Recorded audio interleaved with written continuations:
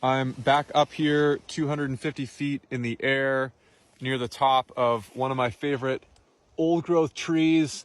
And I recently made a video that was well received about modern day timber industry practices. And I want to go another layer deeper. So here we go. So behind me, I have a native forest. This is a native mature forest. We barely have any left in Washington State. The vast majority of these native forested ecosystems have been clear cut and converted into monoculture tree plantations. Now, what we're looking at is really interesting. It's actually not a forest. Unfortunately, most people have been deceived. What we're looking at is not a forest. This is a monoculture tree farm. These are all tree plantations, and they are managed purely for profit.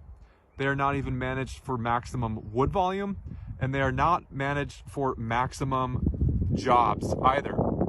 They are managed purely for maximum profit to benefit the timber industry executives and the Wall Street investors. And so the vast majority of all of our native forests have been clear cut and converted into these industrial monoculture farms.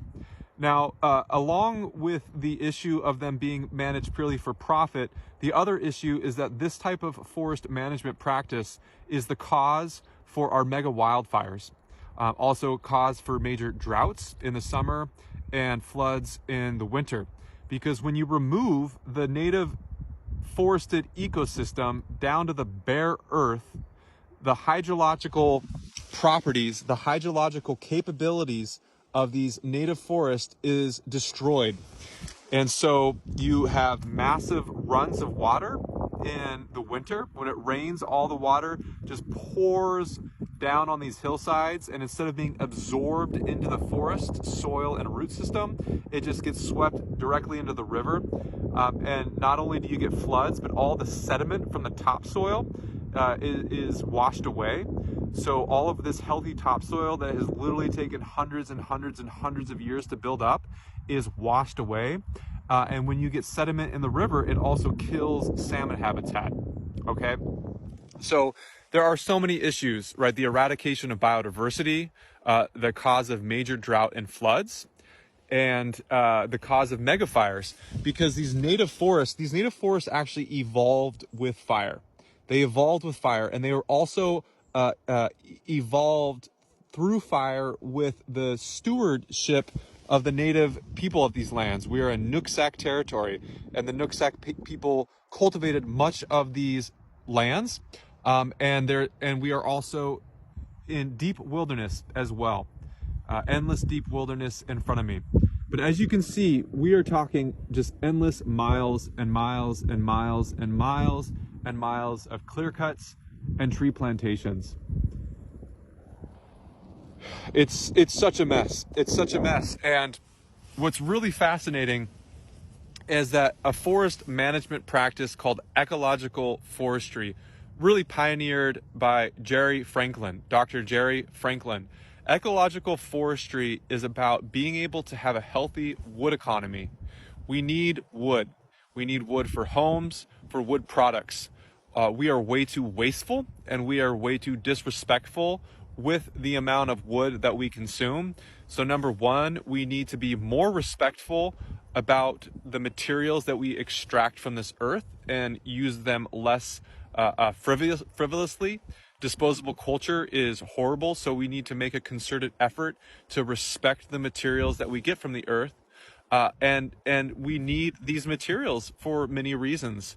And if we respect them, I don't think there's anything wrong with extracting resources, provided we do it in a way that honors and respects the needs of these native ecosystems that have existed for millennia and millennia.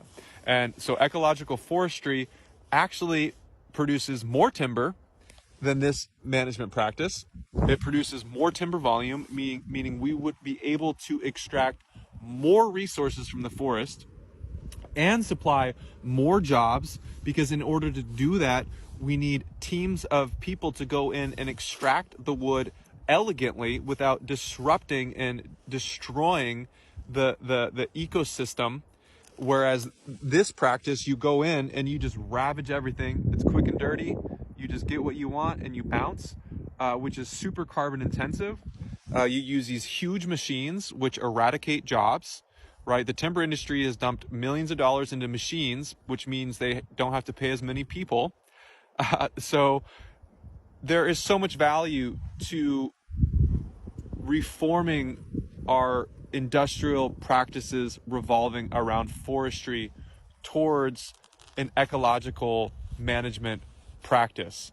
And I hope this does a better job of describing the travesty that the modern timber industry has caused on our landscapes and why it is benefiting so few people besides a select few of elites. And this issue has also caused so much divisiveness between people who are struggling for the same goals.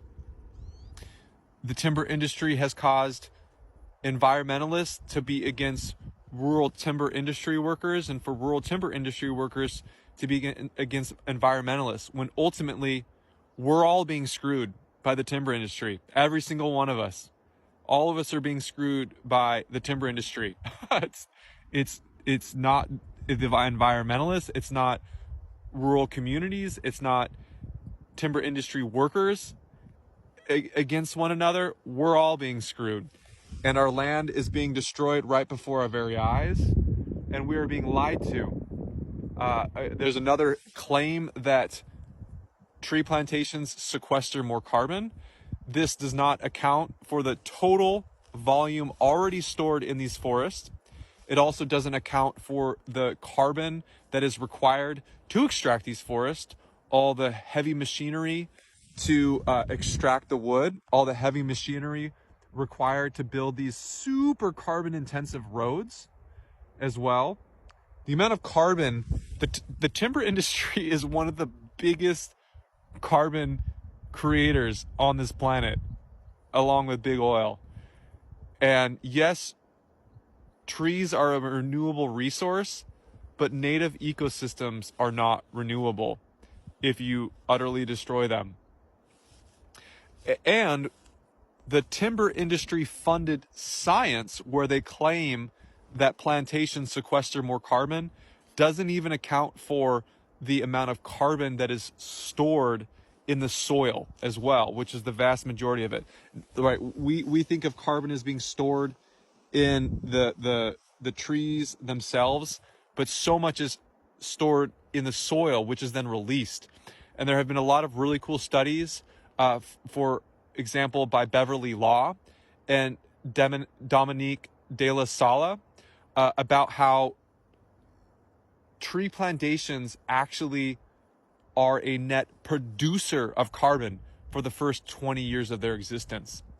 So the short story is all the timber industry claims about plantations sequestering more carbon than native mature forest is absolute bullshit, and it's funded by them for their own benefit, and it does not account for all the actual variables involved in carbon sequestration and storage in native, biodiverse, natural ecosystems that have existed for time immemorial. So there you go, another deep dive.